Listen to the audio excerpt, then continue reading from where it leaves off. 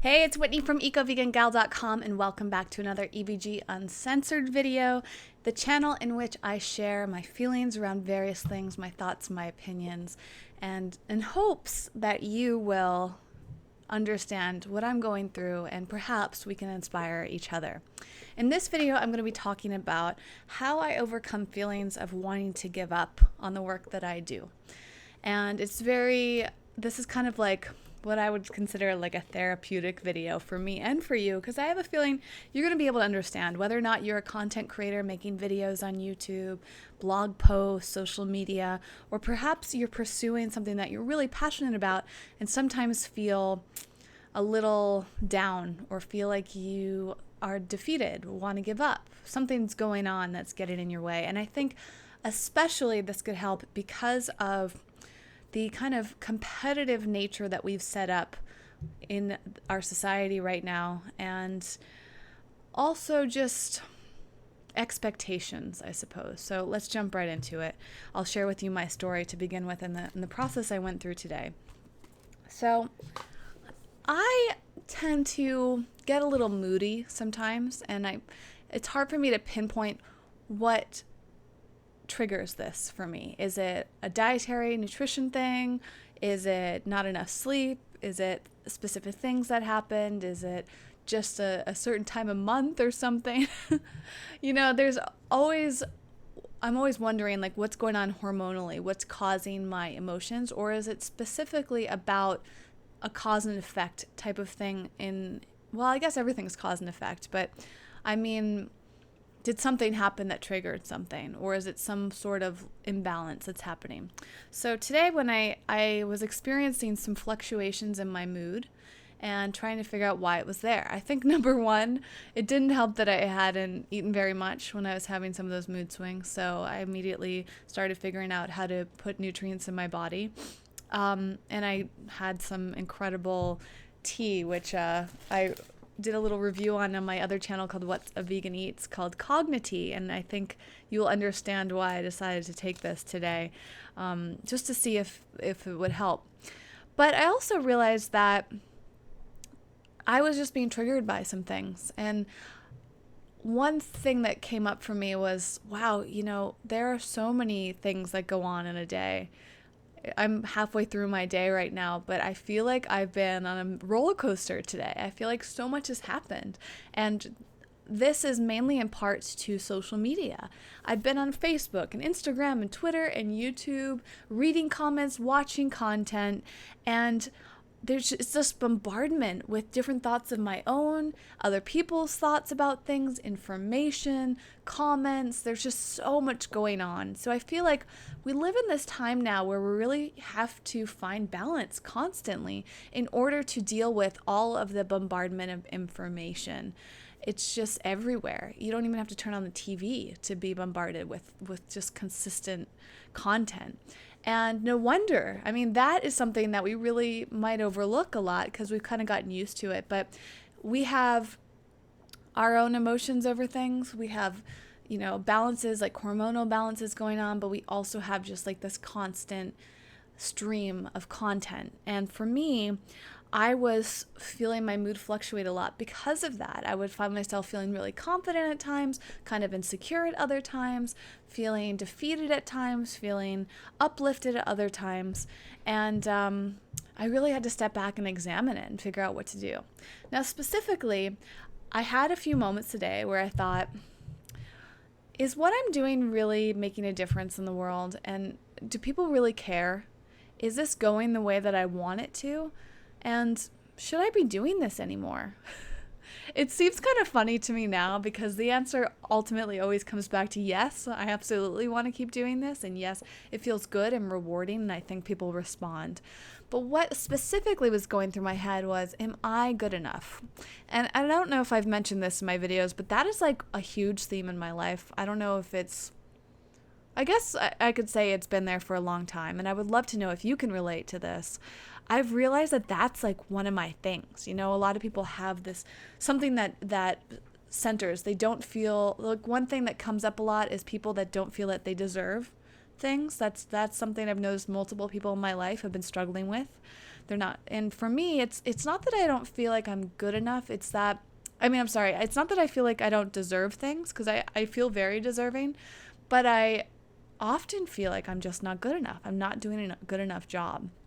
And I've been trying to spend a lot of time meditating on this whenever it comes up for me, to try to figure out how can I deal with this in the moment, but also how can I figure out why I'm at this point. And it's a hard one.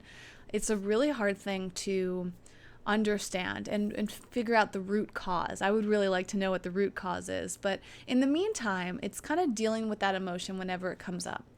And it's an interesting one. And I think a lot of it is heightened by social media. So I really feel like this is stemmed from childhood and from my teenage years specifically, because it's a very familiar feeling, and I can recall lots of moments in my life where I haven't felt good enough. So this is way before social media took off. This is before YouTube. This is for Twitter, Facebook, Instagram, all of that. And it's before pretty much the internet, right? Because I actually grew up at a time where the internet wasn't really that prevalent. I mean, many of us did, right? The internet is relatively new.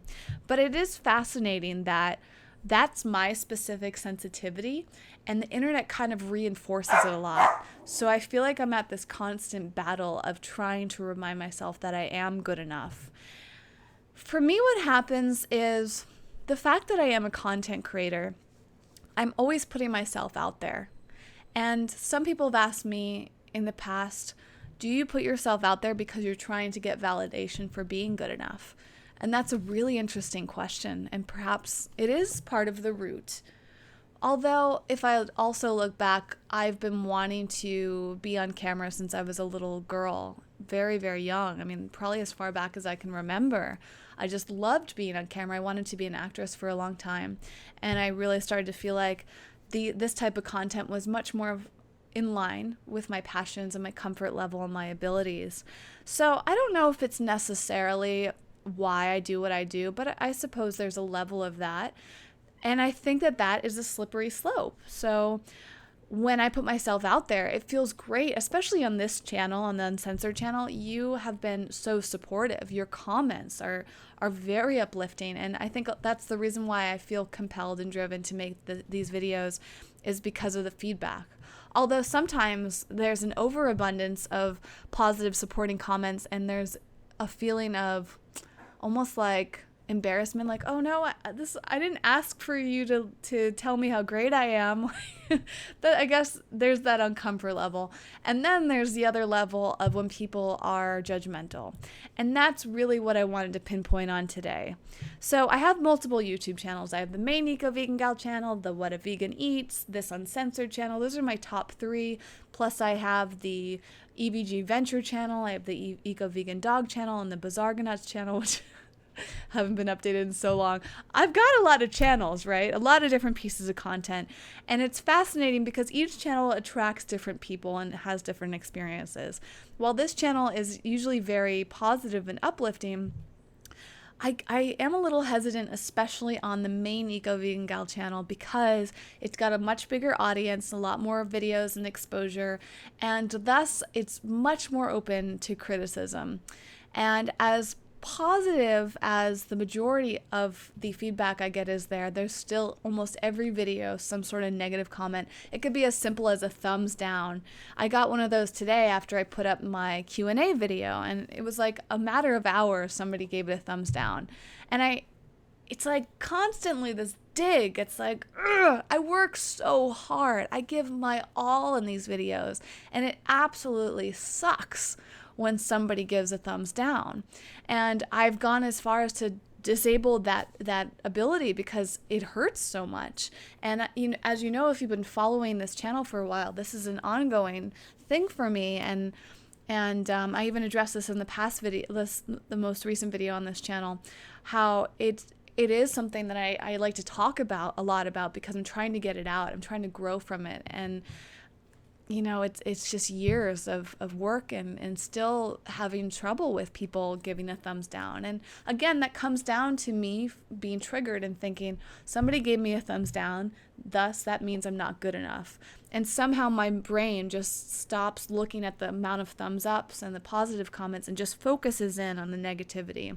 And this happened another time today on my What a Vegan Eats channel. Somebody wrote this comment about not liking the style of my video, and I felt really hurt. And even though I can logically work through that and say, well, that's just one person's opinion. Why does just one person's opinion matter? Both of those things combined were challenging for me today.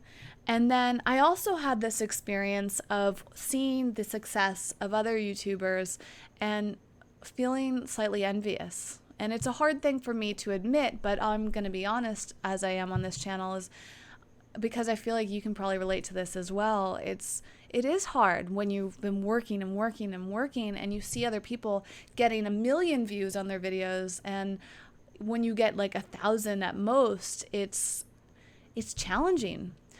But here's the thing. It's challenging from a very ego-minded perspective, and it's also challenging from a superficial perspective. And the superficiality and the ego side of this, it's hard to blame ourselves as individuals for feeling those feelings, because social media has basically convinced us to feel this way. And that's where we really need to take a step back and see what's really happening. Now, granted, we can't blame anyone else for the way we feel and react to things. We always have to take responsibility for ourselves. And that's why I'm personally trying to get into the heart of why I sometimes don't feel good enough, why that's my trigger, my go-to sad emotion of not feeling good enough. But I also need to recognize that there are a lot of things that are not within my control. Being somebody that has dedicated her career and her life and her passions to creating online content, naturally, that's something that I want to succeed at. So in order to succeed, I research, how to be successful and this and that. And it's just constant. One of the biggest things that you hear over and over again is you have to have a lot of followers, a lot of subscribers. You have to have a lot of likes in order for people to care, in order to matter. So I think this is such an important topic here. We have basically been conditioned that if people don't like what we're doing on social media, we don't matter. And this happens all over the place, even on a personal level. On your personal Facebook page, doesn't it kind of hurt when you put something up that really matters to you and nobody comments or nobody likes it? Or when somebody comments and says something negative or judgmental or the opposite of you, it's kind of like this dig. And I think the reason that dig is there is because we've been conditioned, if people don't agree with us, that means that we're wrong, and that means that we're not good enough, or that means that we don't matter, and that means we're not going to be successful. I know this is so true for my friends. I mean, it is a constant conversation amongst me and any of my entrepreneurial, mediapreneur friends. We're all just obsessed with how many likes we get on something and how many comments and how many subscribers, followers, and all of that. And I think it's becoming something really unhealthy, and it really needs to be put into balance. I hate feeling this way. I hate feeling like I'm not successful because I got 1,000 views on something and somebody else got hundreds of thousands or 1 million. It is just a horrible feeling, and it's poison. But it's also coming from a place of ego. And that was something that I realized today. I was standing in my kitchen thinking, maybe I should just not do YouTube videos anymore. Where is it going? Nobody cares. And then I stopped myself and said, Whitney, this is ridiculous. First of all, that whole nobody cares thing is BS. It's like saying you're fat. When you're not really fat, you might just be a little bit chunkier than you like to be, but the word fat is so generalized. It's like this whole nobody cares thing. If one person gives you a thumbs up and writes a comment and subscribes to your channel, somebody cares. Somebody is very different from nobody, right? So that is a very bizarre thing to say and think. Again, it's relative, but it's so weird that if you don't have 1 million subscribers, suddenly it's nobody. But the other thing was, is that it would actually be very selfish of me to stop doing what I'm doing, because I know that I'm changing lives. I know that because of your comments. And if you are commenting, if you are watching, which you are right now, somebody is watching, then giving up would be just incredibly selfish. That would mean that you wouldn't benefit from this. If you feel inspired, if this sparked something off in your head and suddenly your perspective shifted because of something I said, that is like all I really should be focused on. It's just you. So how would you feel if I stopped doing what I'm doing? And that's kind of a rhetorical question, but I think it's important for you to think the same thing. What if you didn't comment? If you don't comment, I don't receive the comment, and that dramatically shifts how I feel and what my experience is. So it goes both ways. And this is true about everything, especially online, right? If you don't write that blog post, if you don't put up that Instagram photo that you're passionate about, or that Facebook link or whatever, if you don't even know, that's the other thing is, on Facebook, it'll, for Facebook pages, it not only shows how many likes and comments you get, but it also shows how many people saw it. And, this is true of YouTube too. You see how many people saw it. That's very different from how many people commented and interacted with it. You don't know what those people are thinking that didn't comment or like it. Just because they didn't give you any sort of feedback, that doesn't mean that you didn't impact them. That doesn't mean that they don't care. That just means they didn't feel compelled or comfortable, inspired to give you feedback. But that, there's certainly times where I'm sure you've experienced this too, where you go on Facebook and you're scrolling through and you click on a link and the link's really interesting. And maybe you just get distracted and you never get back to giving feedback to that person that posted it, right? So we just can't make these assumptions. And the other thing is true too, is if somebody's making an assumption about me, it really says more about them than it does about me. And that's where that whole ego thing comes in. That person who gave me a thumbs down today, okay, I'm sorry you didn't like what I did, but that's not a signal to me that I need to change. That's a signal to me that that specific person doesn't like it. And the same with the comments, right? If we try to please everyone, we'll please no one, right? Is that the phrase? I just posted this on Facebook. I'll look it up right now. But Chris Carr had a really nice way of saying this about trying to please everyone and you won't please yourself. Let me see. Let me pull it up so I can reference it specifically.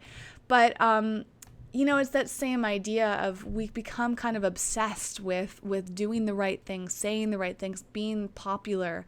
Oh, here's the quote. "You can't please everyone. When you're too focused on living up to other people's standards, you aren't spending enough time raising your own." And I think that that's just very tricky on social media, where if we've been trained that we need to be popular in order to matter, in order to be successful, we start changing our content so that other people will like it. And then we lose our authenticity. We lose who we really are.